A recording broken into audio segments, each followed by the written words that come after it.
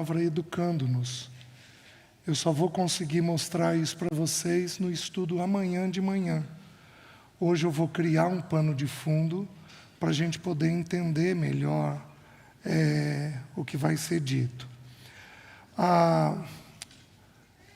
Eu viajo bastante pelo Brasil e eu tenho o privilégio de ir para tudo quanto é igreja.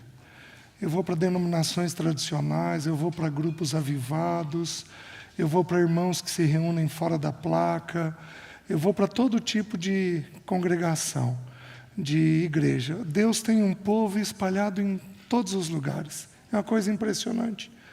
Deus tem gente que ama Ele profundamente, em todos os lugares. E nós temos os irmãos que se reúnem nas assembleias, nós, via de regra, temos recebido um evangelho muito bom, muito centrado na pessoa e obra de Cristo. E nós temos tido líderes, via de regra, muito bons. Por que nós não desenvolvemos? Por que ano após ano nós temos permanecido escravos dos mesmos pecados? E a vida do Senhor não avança em nós. Alguma coisa está acontecendo. Poderia ser no Senhor, mas é impossível que seja nele. Então o problema não está no Senhor. O problema não está na pessoa e obra de Cristo. O problema não está no esforço que o Espírito faz, no trabalho que o Espírito faz para aplicar as verdades aos nossos corações. Não está. Então, onde poderia estar o problema? O problema poderia estar na liderança, digamos que fosse uma liderança em pecado, é uma liderança não frutífera. Poderia estar ali, mas não é o caso da grande maioria das assembleias que nós conhecemos. O problema poderia estar no evangelho que nos é pregado, mas também não está, porque é um evangelho centrado na pessoa e na obra de Cristo. Então, onde está o problema do nosso pouco avanço? Do meu ponto de vista, o problema está em nós. À medida que o Espírito Santo quer nos educar, porque o texto está dizendo que nós recebemos uma graça, fomos totalmente aceitos, totalmente acolhidos, e o Espírito precisa nos educar para, uma vez educado, nós renegarmos a nossa própria carne. E então vivermos justa e piedosamente. Então o problema está no educar e renegar a nossa própria carne.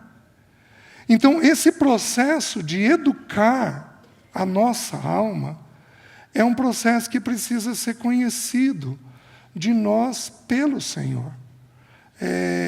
A gente tem que entender a mente de Deus, de como é que nós funcionamos.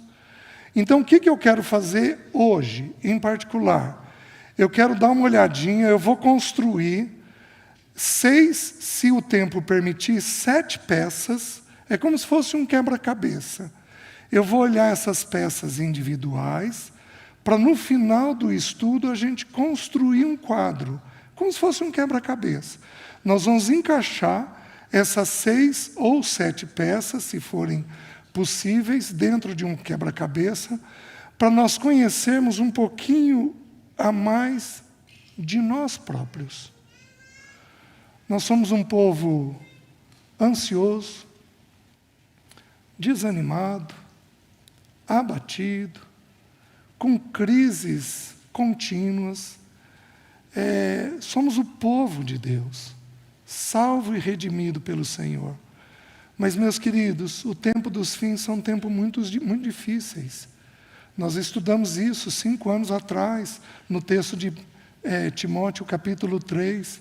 Estudamos algumas palavras. Sabe, porém, isso, nos últimos dias sobrevirão tempos difíceis, pois os homens serão egoístas, pensam em si mesmo, depois avarentos, ou seja, lidam mal com dinheiro, as duas primeiras características. Então, nós precisamos conhecer um pouquinho do nosso funcionamento para nós sermos cooperadores com o Espírito de Deus. Porque senão, ao invés de ajuntarmos, nós espalhamos. Então, quando o Espírito está dizendo que Ele vai nos educar em quê? Nós temos um espírito, uma alma e um corpo. O nosso espírito foi salvo no novo nascimento. Nós tínhamos o espírito morto e Deus nos deu vida no dia do novo nascimento. Então nós passamos a ter comunhão com Deus. O nosso corpo será salvo no dia de Cristo, no dia do Senhor, quando Ele vier buscar os seus, e nós então receberemos um novo corpo. Então o que precisa ser educado? O que precisa ser educado é a nossa alma. É o nosso jeito de ser. É o nosso funcionamento. E eu quero dar uma olhadinha com os irmãos em textos bíblicos. Eu vou ser bem objetivo, porque senão o tempo não vai ser possível de cumprir tudo aquilo que eu gostaria. Então eu quero esclarecer para os irmãos algumas peças. Primeira peça, o nosso funcionamento. 1 Tessalonicenses, eu vou citando os textos bíblicos para os irmãos, para nós ganharmos tempo. 1 Tessalonicenses 5:23 diz assim: e o mesmo Deus da paz vos santifique em tudo, e o vosso espírito, alma e corpo sejam conservados íntegros e irrepreensíveis até a vinda do nosso Senhor. Querido, você tem um espírito, uma alma e um corpo, certo? O espírito é a parte que toca a Deus. É por onde nós recebemos o depósito do Senhor. O corpo é por onde nós glorificamos o nosso Deus. Porque Romanos capítulo 8 diz que é para nós oferecermos os nossos membros, cabeça, boca, olhos, braços, pernas. É para nós oferecermos os nossos membros ao Senhor. Então, o nosso espírito recebe o depósito, o nosso corpo deveria manifestar esse depósito. Mas e a alma? A alma é o que intermedia os dois. A alma é o que vai comunicar do espírito para o corpo como é que nós devemos manifestar essa vida do Senhor.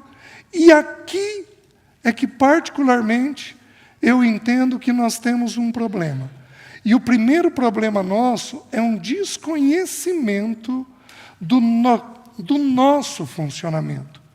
E isso compromete a maneira, então, de expressarmos a glória do Senhor. O irmão Mac falou ontem, que igreja você escolheria? É pelo corpo que a gente escolhe, que a gente manifesta essa escolha. Hoje o irmão Cláudio falou das virtudes que Paulo pede aos homens, às irmãs. E como é que nós vamos, então, lidar com essas virtudes e manifestar? Queridos, tudo tem que passar pela alma. Tudo.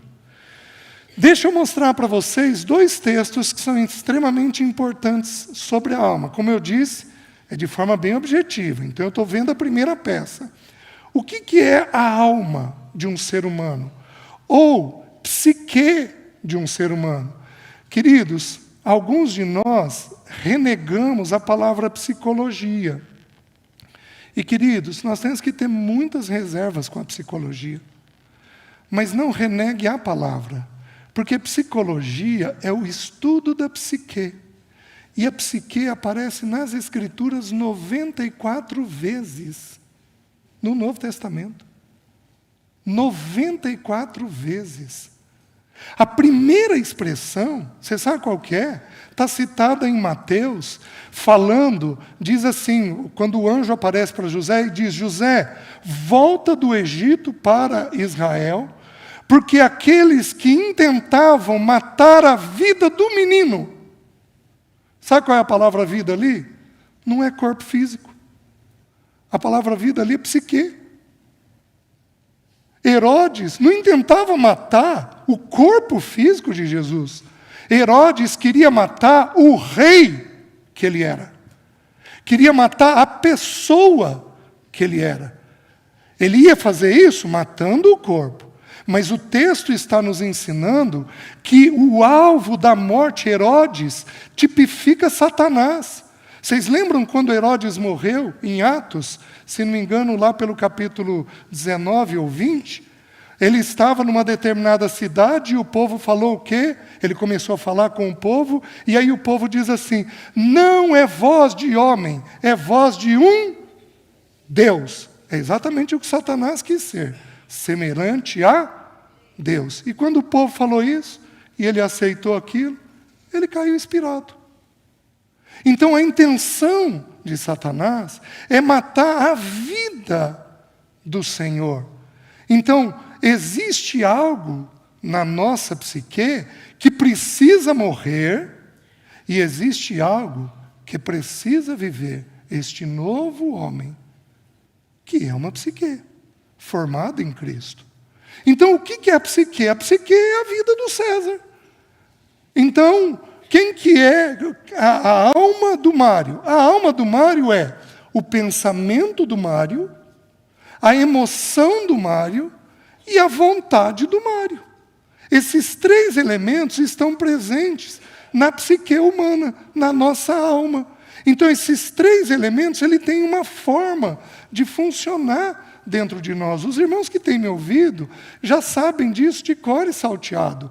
Mas, como diz Paulo, a mim não me desgosta, e é salvação para vós outros que eu vos diga as mesmas coisas. Mário, você é mais afetivo ou mais objetivo? É.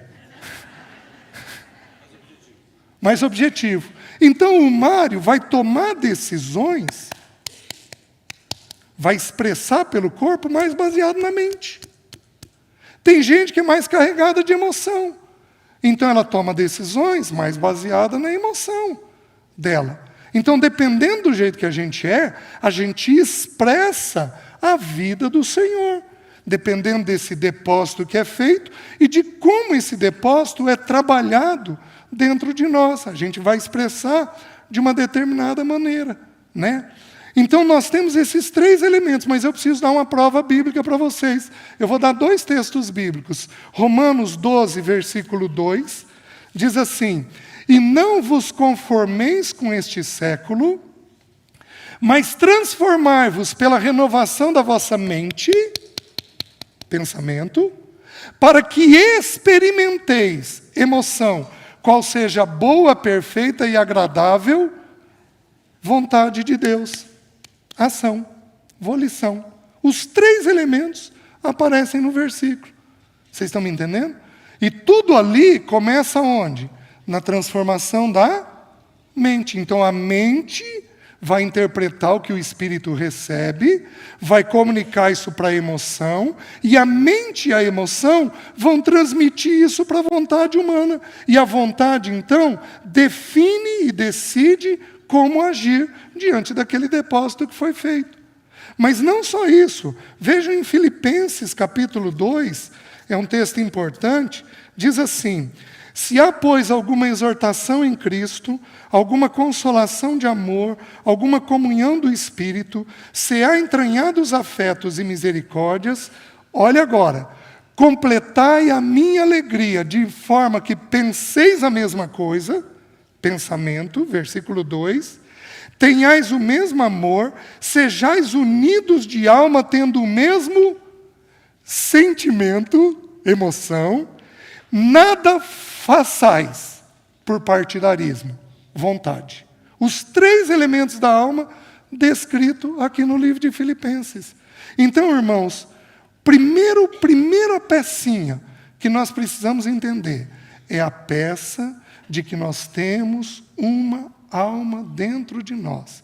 E essa alma é o jeito de pensar, o jeito de sentir e o jeito de fazer as coisas. Certo?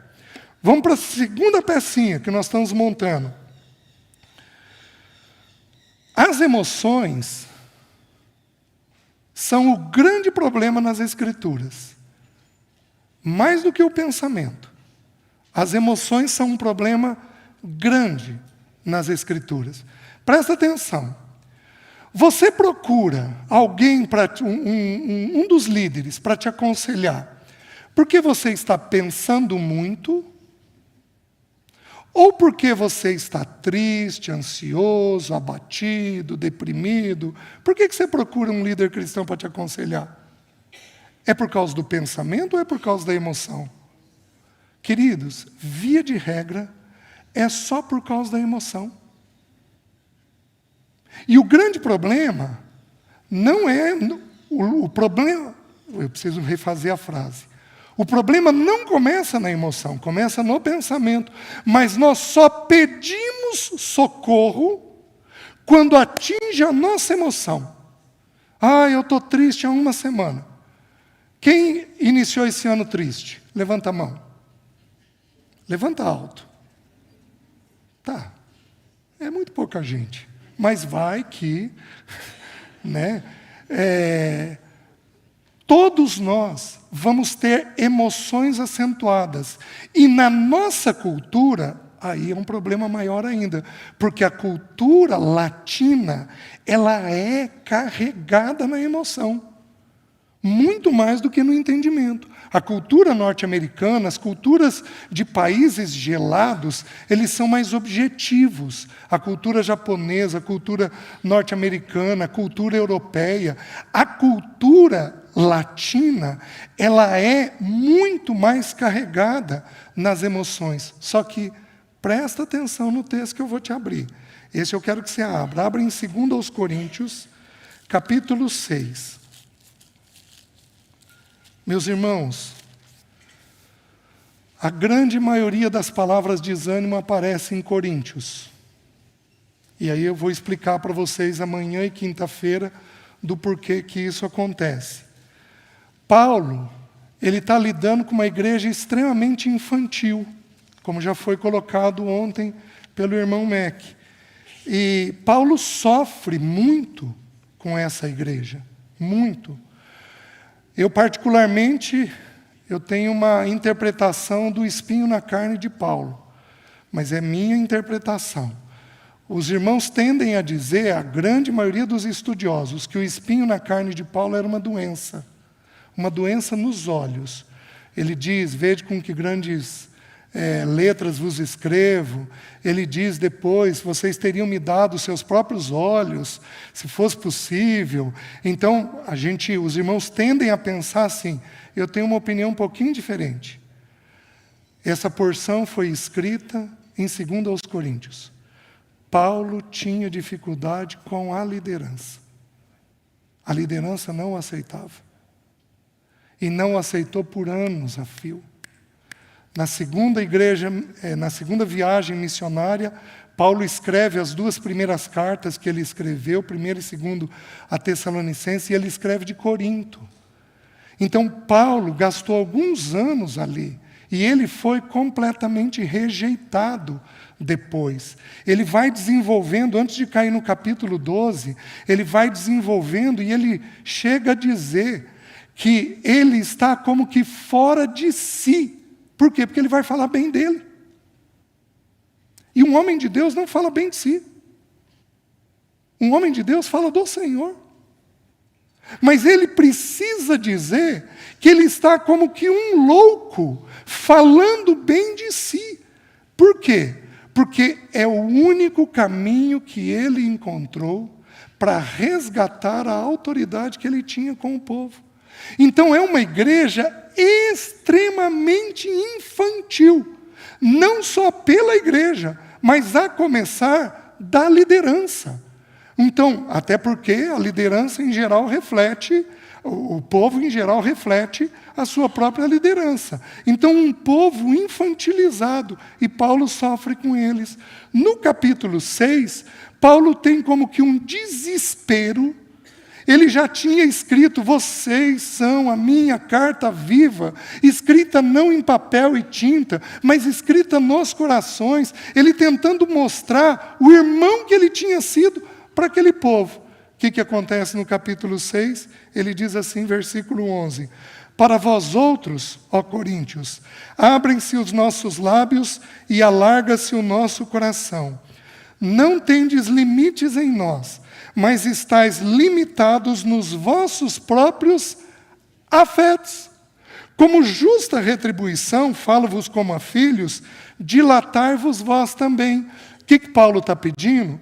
Paulo está pedindo o seguinte: meus irmãos, vocês não vão ter amor por mim enquanto vocês não saírem dessas emoções que vocês têm.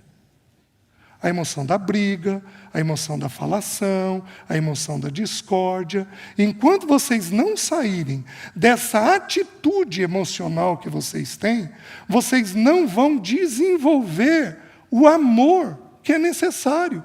Porque, meus queridos, em última instância, nós temos a fé, a esperança e o amor. Destes três, porém, o maior é o que expressa a vida do Senhor. O amor dele é o que expressa a vida do Senhor.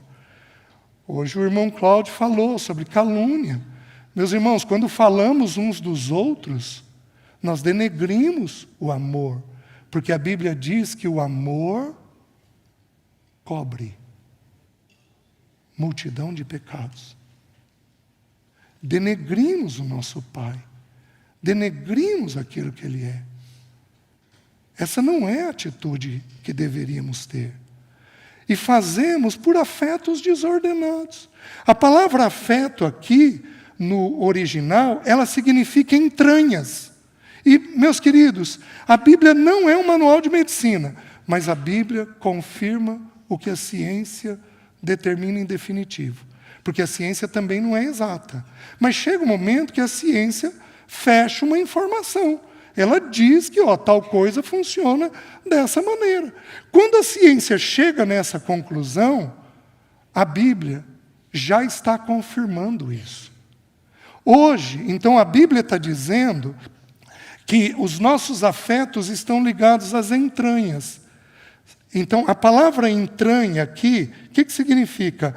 As entranhas eram consideradas como a sede das emoções mais extremas, tal como ódio e amor, e sede de emoções mais sensíveis, como bondade. Então, as entranhas, no Antigo Testamento, as emoções vinham daqui. Mas a Bíblia é a Bíblia. Ela era, é e sempre será. O que a neurociência diz hoje? Que o primeiro cérebro não é o cérebro, é o intestino. Porque você tem mais terminações nervosas no intestino do que tem no cérebro. Hoje nós sabemos que determinados hormônios são produzidos no intestino. Então, por exemplo, a adrenalina e o cortisol, que são químicas da ansiedade, são produzidas no intestino. Então a Bíblia, sabendo como é que nós somos, ela pega a pena de Paulo, o bendito Espírito de Deus, pega a pena de Paulo e faz ele escrever entranhas. Os afetos significam entranhas, porque é de lá que vem uma série de emoções que nos descontrolam. Nós temos 3 fontes de produção de hormônios, que é o nosso funcionamento. Nós temos a pineal no cérebro, nós temos as suprarrenais aqui no intestino nosso, nós temos as 2 suprarrenais em cima dos rins, e nós temos as gônadas, e nos homens nos testículos e na mulher nos ovários. São 3 centrais que produzem.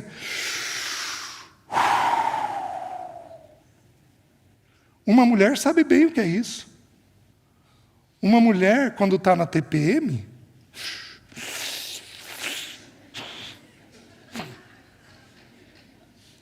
né, irmãs? Eu resolvi ler, alguns anos atrás, eu resolvi ler sobre menopausa. Só peguei livro em inglês. E aí eu fiquei escandalizado, porque na Inglaterra a mulherada pega a faca para matar o marido. Eu falei, meu Deus, será que é assim?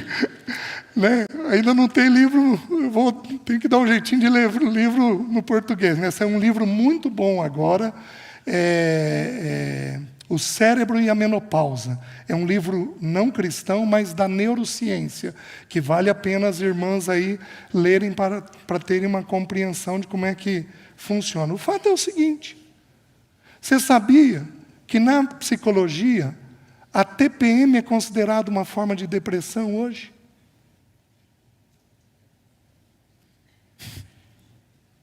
Que a TPM é uma forma branda, mas é considerada uma forma de depressão. Por quê?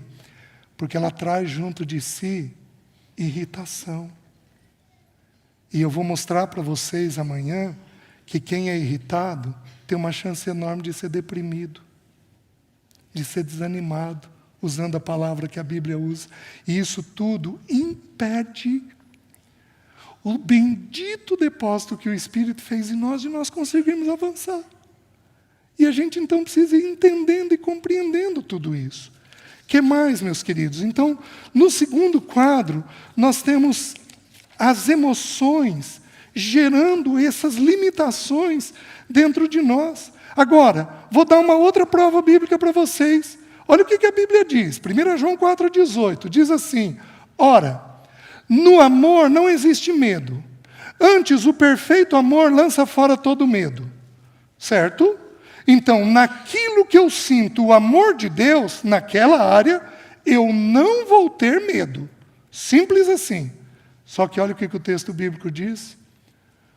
Ora, o medo produz tormento. Logo, aquele que teme não é aperfeiçoado no amor. Gente que tem medo não desenvolve o amor.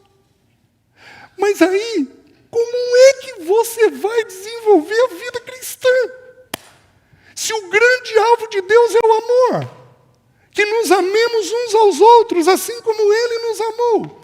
Como é que nós vamos conseguir desenvolver de uma forma adequada se o Espírito Santo não nos educar nos nossos medos? Enquanto houver medo, há tormento. E havendo tormento, não há o desenvolvimento do amor. Os irmãos estão entendendo? Então, nessa segunda pecinha que nós estamos vendo, nós estamos entendendo uma coisa simples. Nós estamos entendendo que o afeto nosso vira um problema sério para desenvolvermos a carreira cristã. Então, alguns casais aqui não têm tido amor crescente por anos a fio. Anos a fio. Não tem uma expressão carinhosa, não tem um cartão diferente, não tem uma declaração gentil e cuidadosa, não tem um afeto, um carinho diferenciado. Por quê, meus queridos? Porque alguns de nós estamos dominados pelo medo. E isso gera um impedimento para o Espírito Santo de Deus. Aí os líderes vão subir aqui e vão pregar, e enquanto você não entender que a sua emoção tem que ser santificada, ou, na expressão de Tito, tem que ser educada, paideia é a expressão grega, que significa um treinamento por ação. Enquanto você não entender que tem coisas da tua mente, da tua emoção e da tua vontade que precisam ser santificadas, não tem jeito do Espírito Santo de Deus conseguir avançar dentro de nós. Os irmãos entendem? E aí, Satanás nos prende. Satanás é hábil, mas é hábil. Alguns homens aqui, ou mulheres, irmãs, têm medo de faltar subsistência. O que Satanás faz? Coloca alguém, se brincar no próprio encontro. Nossa, você viu a condição do Brasil? Mas que condição difícil, hein? Gente, certo é esses que têm dinheiro que estão indo lá para fora. Se eu pudesse, eu também ia para fora. Então, vamos para fora, vamos fazer bunker, vamos guardar dinheiro escondido, vamos transformar tudo em ouro. Eu ouço todo tipo de coisa. Por quê? Por medo. Como é que se desenvolve a carreira cristã? Não se desenvolve. E aí, dentro disso, nós temos que entender uma outra coisa. Que a emoção ela é mais lenta que a mente. O Spurgeon tem uma frase que diz assim, que a distância do céu e do inferno é de 1 palmo. É de fazer um princípio compreendido descer até a emoção. Meus queridos, especialmente aqui no Brasil, nossa emoção é embaçada. Às vezes é um barro, a gente é um carro patinando no barro. A gente não sai de determinadas emoções ruins. Onde que a Bíblia mostra isso? Salmo 40. Lá diz assim, por que estás abatida, ó minha alma? Por que te perturbas dentro em mim? Espera em Deus, pois ainda o louvarei, a Ele, meu Deus e Redentor meu. Alguns estudiosos dizem que é o Espírito falando com a alma. Eu particularmente acho que é o pensamento falando com a emoção. Fica quieta. Você já não entendeu? O princípio é esse. Por que você não está aceitando esse princípio? Esse é o princípio. Aprenda a sentir dentro do princípio que o Espírito depositou. Então a emoção nossa ela é mais lenta. Então nós saímos daqui com uma convicção, mas com uma convicção. Mas, meus queridos, vamos depender de uma visitação de Deus para que a nossa emoção seja convencida disso. Segunda pecinha. Terceira peça que eu vou usar para a gente ter esse entendimento. Toda emoção deriva de um pensamento. Toda. É assim que funciona. Toda emoção deriva de um pensamento. Existe um autor que diz, sentimos o que sentimos, porque pensamos o que pensamos. Eu penso para sentir. Então, qual é o grande campo de batalha nosso? Aqui. A mente. Por isso que Romanos 2 diz, e não vos amoldeis a este século, mas transformar-vos pela... É aqui. É aqui. É aqui. E aí você vai ter que cantar. Bem cantado. Cuidado, olhinho que olha. Você vai ter que cantar. Porque o que informa a mente? O que informa a mente são os 5 sentidos. Visão, audição, tato, paladar e olfato. Você sabe que as lojas, especialmente as lojas de grife, elas têm cheiros. Você sabia disso? Por quê? Porque o cheiro é um sentido que provoca lembranças. E se você tiver uma lembrança associada, você entra e compra. Pelo menos você entra e vê. Você está me entendendo? Eles provocam isso. Você sabia que os marqueteiros sabem dizer, quando você entra no mercado, para onde você olha? Você olha para o direito ou para cima. O que os mercados fazem? Vendem a preço de ouro esses espaços. Por quê? Porque eles estão explorando os nossos sentidos. E, meus queridos, a gente acha isso pouco espiritual? Você vai achar isso pouco espiritual? Porque é o jeito natural que o teu cérebro funciona. Você acha que você é diferente do ímpio? É diferente no sentido de que Cristo habita em nós, mas nós temos o mesmo funcionamento de qualquer pessoa aí fora. Mas de qualquer pessoa.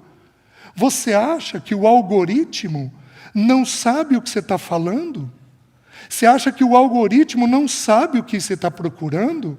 Meus queridos, eu tenho um amigo, psicólogo, que trabalha dentro do Google há anos a fio. Por que que eles pagam neurologistas, psicólogos, psiquiatras para pesquisar para eles? Porque eles querem entender o funcionamento do cérebro humano. Eles estão indo atrás. E nós vamos vivendo como se tudo bem. E temos aí descuidos no nosso dia a dia do nosso funcionamento. Meus queridos, não pode ser assim. Nós temos que ter um entendimento melhor. A Bíblia diz assim, 1 Coríntios capítulo 15, lá pelo versículo 46, diz assim: primeiro vem o que é natural, depois o que é espiritual. Deus usa o nosso corpo, o funcionamento do nosso corpo, para nós compreendermos as verdades espirituais. Então, nós temos aí essa terceira pecinha. Deixa eu dar uma prova bíblica para os irmãos. João, não precisam abrir. João capítulo 16, versículo 5, e depois o versículo 22. Jesus diz assim, ele fala da morte dele no início de João 16, aí ele diz assim: porque vos tenho dito isto, que eu vou partir, a tristeza encheu o vosso coração. Então, o que aconteceu? O Senhor Jesus jogou o pensamento de morte. Qual foi a emoção natural? Tristeza. É assim que funciona. Se você pensar em perda, você vai ter tristeza. Então, todo pensamento produz uma emoção. Você só sente o que sente. Você só sente o que sente, porque você pensou algo parecido. Deixa eu fazer uma enquete bem rapidinho. Tenta ser bem fiel ao que eu vou dizer. O ano passado, quem aqui teve ansiedade? Levanta a mão. Levanta alto. Certo? Por que você teve? Porque você pensou algo. Qual é o pensamento que produz a emoção da ansiedade? Futuro e desempenho. Eu tenho prova bíblica para tudo isso, mas não é eu tenho que cuidar do tempo, tá? Então, mas eu tenho prova bíblica para mostrar isso para vocês. Quem aqui teve irritação ano passado? Levanta a mão.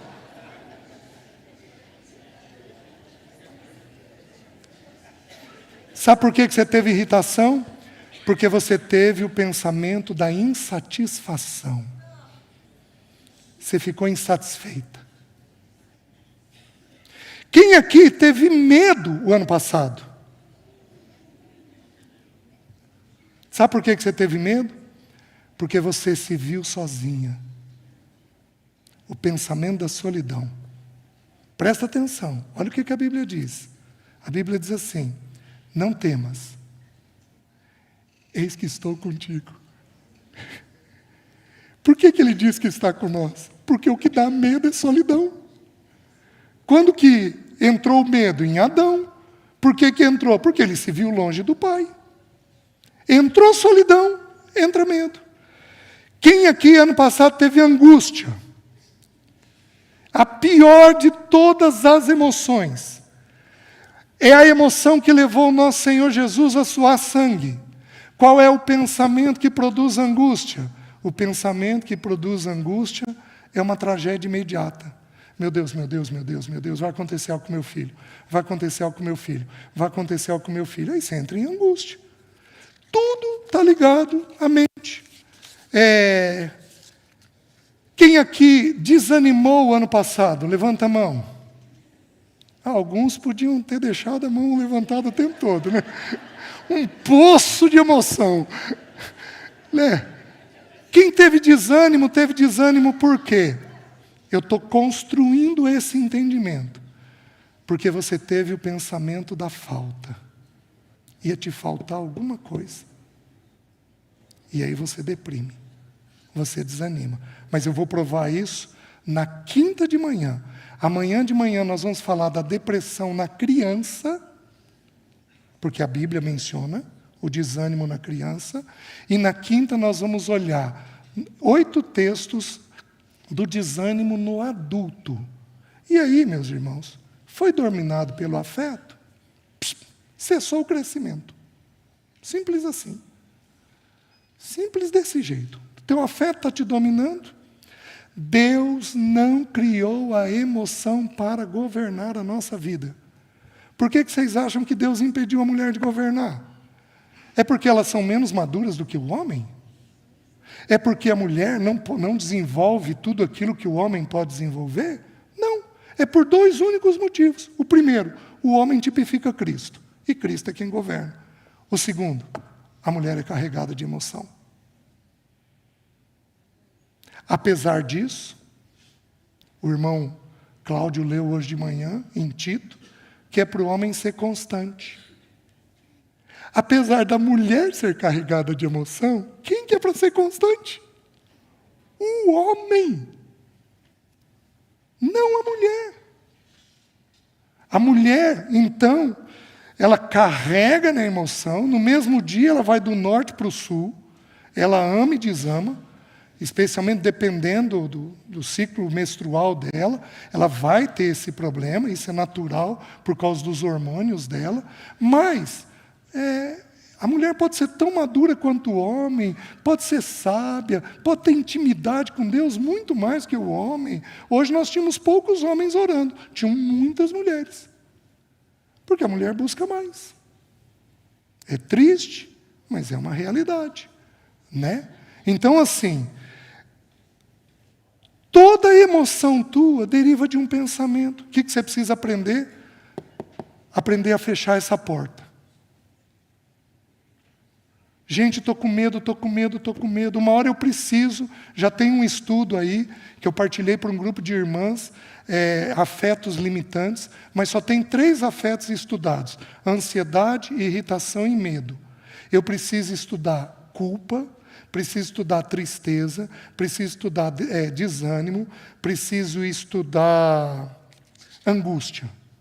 E ainda faltam essas emoções para serem estudadas. E aí o que você faz? Quando você se perceber carregado dessas emoções, meu querido, põe teu joelho no chão. Senhor, qual é o pensamento que está me alimentando? Eu preciso fechar essa porta diante do diabo, diante da minha carne.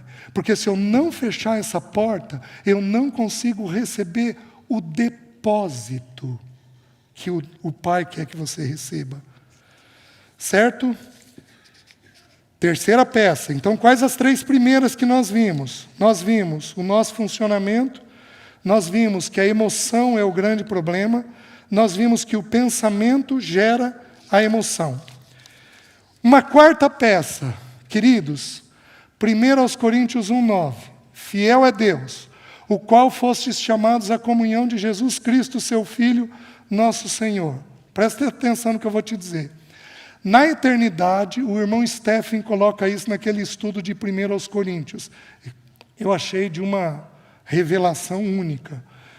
Ele coloca o seguinte, que na eternidade a Trindade estava reunida. E aprouve a Trindade incluir um 4º elemento na comunhão.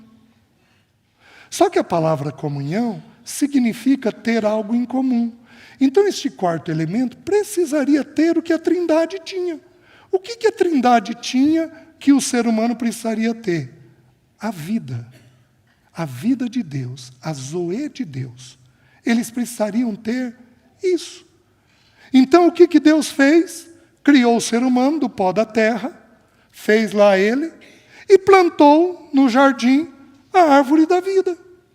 E no dia que ele comesse, ele seria então, ele iria gozar da mesma vida que a Trindade tinha. Então presta atenção, o ser humano foi criado com a finalidade de pertencer a alguém. O ser humano tem dentro de si a necessidade de pertencer a alguém. Meus queridos, está na genética. Está na genética. A queda comprometeu isso com Deus, porque nós nascemos com o nosso espírito morto, aí nós dependemos do Espírito Santo de Deus vir e soprar vida no nosso espírito, e para nós nascermos de novo. Mas nós ainda nascemos com a necessidade de pertencer. Então, quem que nós vamos buscar primeiro para pertencer quando a gente nasce? Pai e mãe. Se eles não nos derem atenção adequada, nós desenvolvemos o que a Bíblia chama de ídolo. Nós vamos pertencer a algum ídolo. Quem aqui ama pescaria? Ninguém. Tá, eu vou mudar a pergunta. Mulher, teu marido ama pescaria? Levanta a mão por ele, por favor. Nenhuma? Não. Isso aqui é um povo liberto. Gente. Tá, deixa eu dificultar um pouquinho. Quem ama futebol? 2. Só 2? Mulher, se teu marido ama futebol, levanta a mão aí por ele. As mulheres foram mais corajosas. Gente, se não cuidar, vira o quê? Ídolo. Eu amava carro. Porque foi o jeito que eu descobri do meu pai não brigar. Eu lavava o carro dele com 8 anos de idade. Lavava o carro dele, não ganhava elogio, mas não tinha bronca. Passei a lavar com escovinha de dente. Modéstia à parte, eu lavava um carro bem lavado. Vocês estão entendendo? Com escovinha de dente é difícil, né? De não ficar bem lavado. Ídolo. A primeira vez que a palavra ídolo aparece na Bíblia, sabe para dizer o quê? Diz assim, Levítico capítulo 20, versículo 5, diz assim, não vos virareis para os ídolos. Porque a gente vira para aquilo que a gente ama. Você lembra da mulher de Ló? Ela amou o mundo. Por isso, ela se virou para olhar para Sodoma. Porque é o que ela amava. Ela olhou o que ela estava deixando. Quando você não deixa nada, você não olha. Mas quando você é preso àquilo, então o que acontece?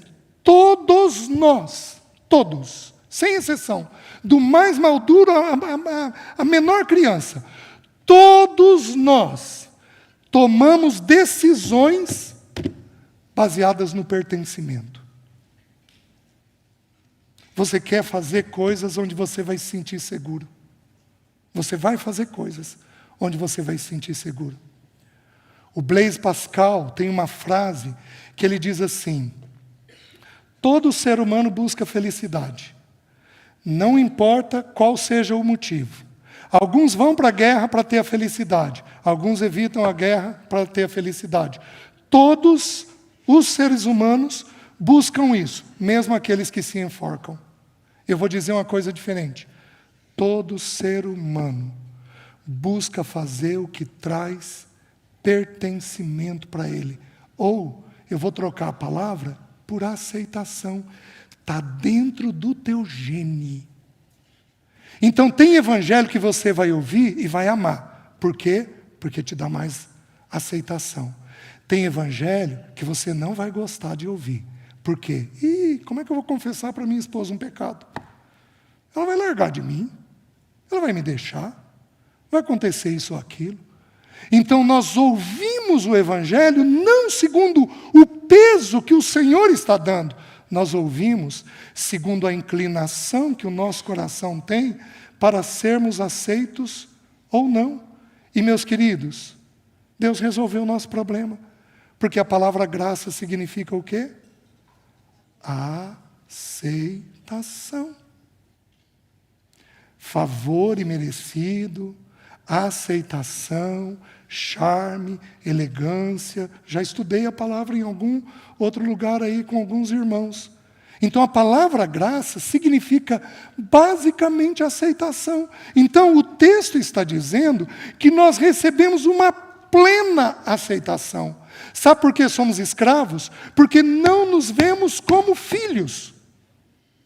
Porque no dia que nos vermos como filhos, nós somos totalmente livres. E conhecereis a verdade, e a verdade vos libertará. João 8,32. João 8,36. Se, pois, o Filho vos libertar, verdadeiramente sereis livres. Quando você se vê na condição de filho, totalmente totalmente amado e aceito, não há um peso, um medo, uma ansiedade, não há um temor. Por quê? Porque tudo está resolvido na questão da filiação, que veio pela graça de Deus. Por isso que o autor, o Martin Lloyd Jones, naquele livro Depressão Espiritual, ele vai tratar a depressão de que perspectiva? O que nos falta, acima de tudo, é um entendimento da nossa aceitação em Cristo. Porque como não temos essa plena aceitação, ficamos buscando aqui. Então isso está dentro do teu funcionamento. Quarta pecinha. Quinta pecinha.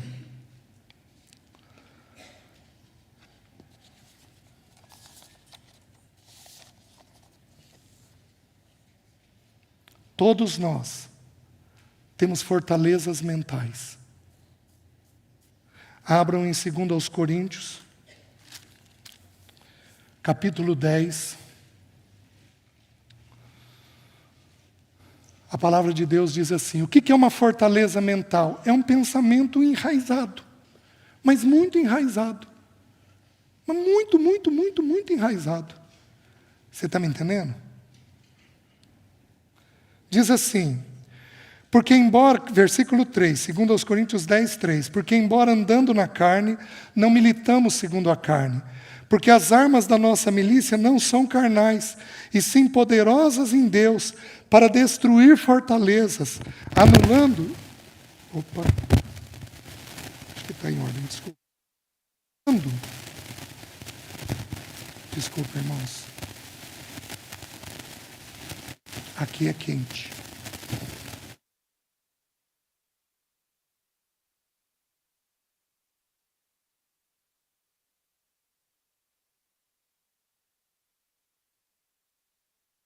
Alô?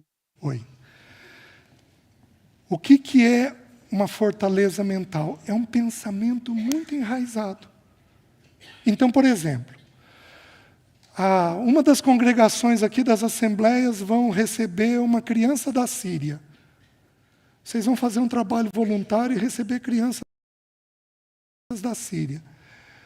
Ao ouvirem essas crianças, ao ouvirem um escapamento de uma moto, elas vão ser tomadas por uma crise de ansiedade, porque o cérebro delas entende que é o quê? Uma bomba. Então, por exemplo, uma médica me contou esses dias, uma oncologista, que o professor de mestrado dela contou uma história para ela de que cruzou com uma paciente oncológica no shopping. Quando a paciente oncológica viu ele, precisou sair, correr num lixo e vomitar. Porque a químio havia judiado tanto, tanto, tanto, que aquilo ficou impresso no cérebro. O nosso pensamento, a informação no nosso cérebro, corre num fio de neurônio. Só que são 64 mil quilômetros de fio. Dá para dar 2 vezes a volta na Terra. Gente, só Deus para fazer um negócio desse. Como é que tem fio aqui suficiente para dar 2 vezes a volta na Terra? Tem, num cérebro humano. É uma coisa microscópica. E ali passa o pensamento. Alguns pensamentos são tão marcantes, que quando há um estímulo externo, o cérebro já reage mal. Isso é o quê? É o que a Bíblia vai chamar de um sofisma, de uma fortaleza mental. Então diz assim: porque as armas da nossa milícia não são carnais, e sim poderosas em Deus, para destruir fortalezas, anulando nós sofismas. O que é um sofisma? É uma ideia contra Deus. E toda altivez que se levante contra o conhecimento de Deus, levando cativo todo pensamento à obediência de Cristo, estando prontos para punir toda desobediência, uma vez completa a vossa submissão. Meus queridos, todos nós. Você quer ver? Eu não dou muito conta de palito de fósforo. Eu tenho asco. Palito de fósforo. Se tiver queimado, então. Eu não suporto o cheiro. Eu não gosto. Não gosto. Me faz mal. Por quê? Vou lá eu saber. Mas eu não gosto. E Deus, para me tratar hoje no café da manhã, a pessoa acendeu, o garçom acendeu um dos aquecedores, o que ele deixou do lado? O palito de fósforo. Eu falei, obrigado, Senhor. Eu já tinha comido, já estava mais fácil, né? Porque me dá uma sensação de nojo. Onde começou? Alguns de nós têm isso com o timbre de voz do parceiro. O parceiro tem um timbre de voz. Você reage mal. Alguns de nós têm isso com determinadas pessoas, cores, formas.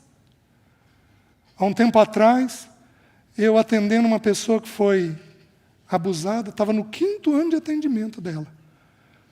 Aí precisei mudar o horário dela, precisei pedir para ela vir no fim do dia, e ela gentilmente atendeu, veio no fim do dia, e ela vinha de ônibus, de circular, e ela passava mal toda vez que vinha no terminal urbano. E nós nunca conseguimos entender o porquê. Meus queridos, eu atendendo ela, de repente, para, não faz isso. Ela teve um surto na minha frente. Aí eu entendi que eu tinha desengatilhado alguma emoção, pus a secretária dentro, dei um copo de água com açúcar, acalmei ela. Aí perguntei para ela, querida, o que houve? Ela falou, César, uma das pessoas, e eu estava cansado aquele dia, então o que eu fiz? Eu pus o pé no sofá e fiquei segurando. Sabe quando você está cansado, você procura uma posição para relaxar? Ela falou, César, uma das pessoas que me abusava no final do dia, tinha cabelo grisalho, ficava segurando a perna assim e me olhando antes de me abusar. Lembrou. Nunca mais teve o problema no terminal urbano. Por quê? Porque ela foi liberta naquela visitação. Porque se tem uma coisa que tem em terminal urbano, é velhinho, sem vergonha, de cabelinho branco, segurando a perninha, olhando as menininhas. Lembrava, uma irmã querida, dedicada, num sofrimento absurdo. O Senhor a visitou com aquela lembrança. Meus queridos, todos nós temos fortalezas mentais dentro de nós. Presta atenção no que eu vou te dizer. Se você teve marcas na infância, fica mais grave. Por quê? Porque o cérebro é terminado de formar. As conexões cerebrais terminam de ser amadurecidas aos 26 anos de idade. Até lá está a informação. Quanto mais cedo, mais limpo o papel, mais registro vai formando. Vocês estão me entendendo? E aí vai marcando o cérebro. E onde que eu entendo que tem isso daqui, que isso daqui é confirmado nas Escrituras, Romanos 2, e esse texto é confirmado onde? Lembra quando o povo de Israel entrou em Canaã? Eles entraram em Canaã, tá bom. Canaã representa o céu? Não, porque tem 7 inimigos, e no céu não vai ter inimigos. Então Canaã não representa o céu. Canaã representa o quê? A nossa carreira cristã. Quando nós iniciamos a carreira cristã, nós temos inimigos a serem vencidos. Quantos aqui se converteram e parece que a coisa piorou? Por quê? Porque antes não eram inimigos. Você se converte, aquelas coisas passam a ser inimigos do Evangelho. Eles entram em Canaã. Qual a primeira cidade que eles enfrentam? Jericó. Uma fortaleza. Para mim, Jericó representa a nossa mente. Vem de acordo com Romanos 12, 2. De que nós temos pensamentos. E alguns, meus queridos, nós vamos ter que rodear por anos a fio. Os irmãos sabem como é que eu fui liberto do medo de ser enterrado vivo. Eu tinha medo de ser enterrado vivo. Aos 11 anos de idade eu assisti o Fantástico. Fantástico é perito para produzir paciente para a clínica. É perito nisso. Né? Assisti o Fantástico e aí o Sérgio Cardoso, quem se lembra dele? Era um ator ou cantor, não me lembro. Ator. Ele tinha sido enterrado vivo. O médico sabia que ele era cataléptico. Quando o médico chegou, ouviu que ele tinha morrido, o médico estava na Europa, correu para o cemitério, abriu o túmulo dele, ele com o braço para fora do caixão. Estou vendo a cena. Eu vi aquilo, você é enterrado vivo. Você é enterrado vivo. Você é enterrado vivo. Você é enterrado vivo. Dos 11 aos 14. Como é que eu dei o nó no meu cérebro? Pus a mão no pomo de Adão e fiquei engolindo à noite. O pomo subia e descia, subia e descia, subia e descia. A minha fono diz que eu tenho voz rouca por causa disso. Primeira marca que o Senhor me trouxe, igual Jacó, esse medo. Aos 14 anos desapareceu, aos 15 anos me converti, aos 23 anos tive uma crise de ansiedade e depressão severa. Qual o primeiro medo que veio? Você é enterrado vivo, você é enterrado vivo, você é enterrado vivo. Meses desse jeito, meses. Saí da crise, o medo lá dentro ainda.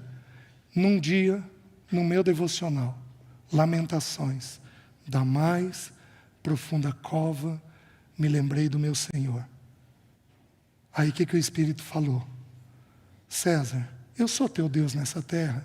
E meus queridos, eu tenho muita segurança na paternidade de Deus. Deus é muito bom como Pai. Eu tenho muita segurança.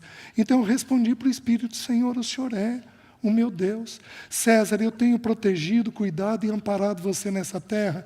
Senhor, o Senhor me protege, me cuida e me ampara nessa terra. Aí o Espírito fez a pergunta e me jogou uma visão. Que diferença faz para mim 1,5 metro abaixo da terra? E aí me pôs uma visão. Eu enterrado, vivo, com a presença dele ali. Nunca mais tive o medo. Não temas, eis que estou. Nunca mais. Meses consumido. Eu te pergunto, você acha que eu desenvolvi a vida cristã naquele tempo? É óbvio que não. Eu só pensava no medo. Só pensava no medo. Só pensava naquilo. Então, todos nós aqui temos fortalezas mentais. O que a gente faz? A gente rodeia ela com louvor. Lembra que eles rodearam 6 dias? E aí no 7º dia eles deram um brado e a ruína veio abaixo. Meu querido, há um dia em que a fortaleza mental ruirá. Amém? Sexto quadro.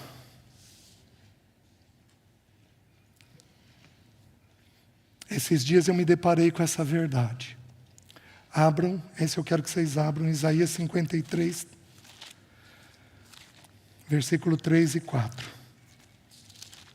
Diz assim, 6ª pecinha desse quebra-cabeça que nós estamos montando.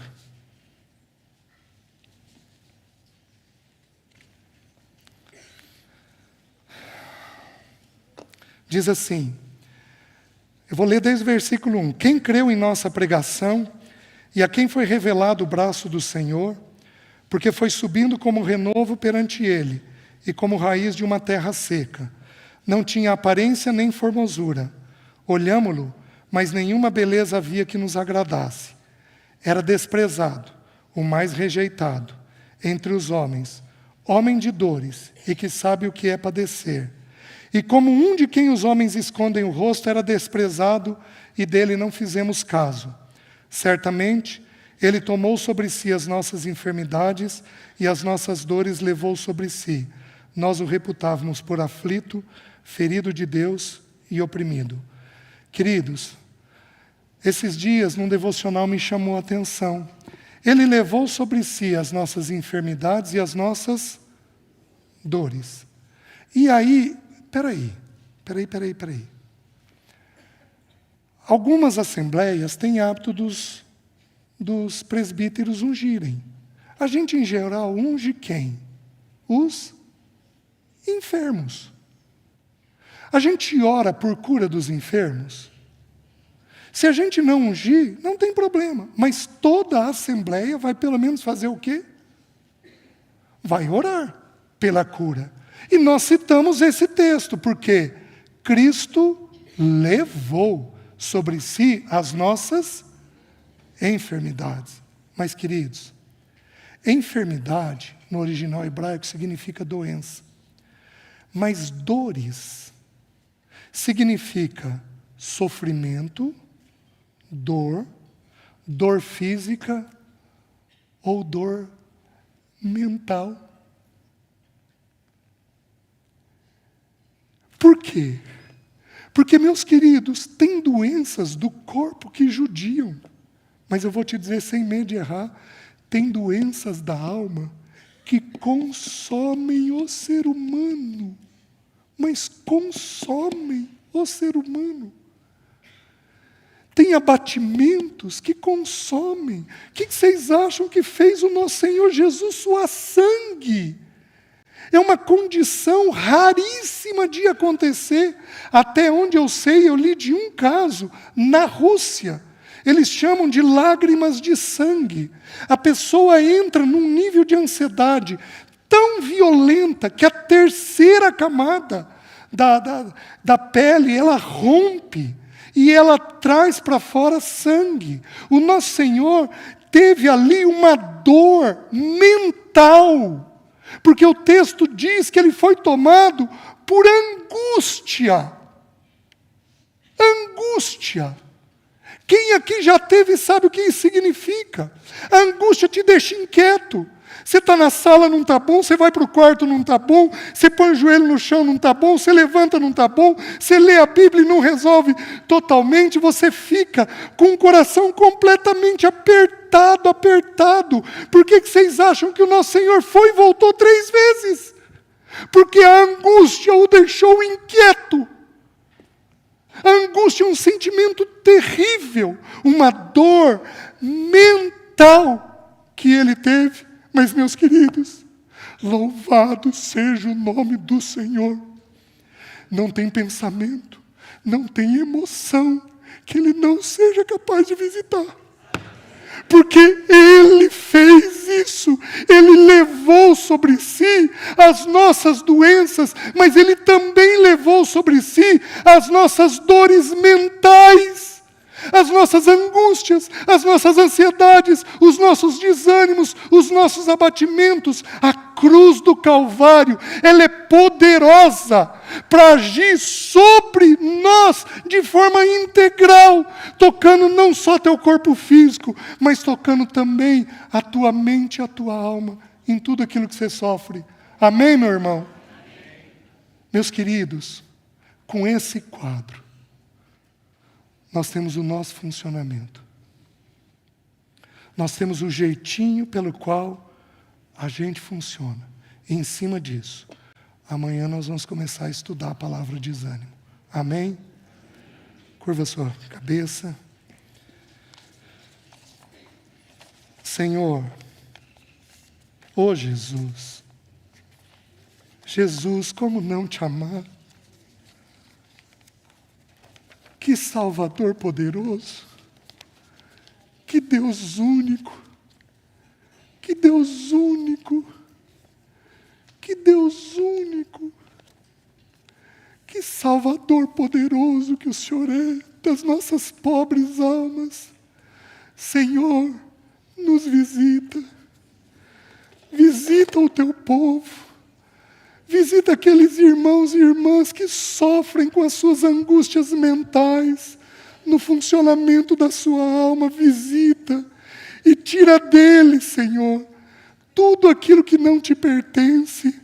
Vem com essa obra poderosa da cruz, basta uma visitação tua. Nós oramos, Senhor, em nome de Jesus. Amém. Amém, irmãos.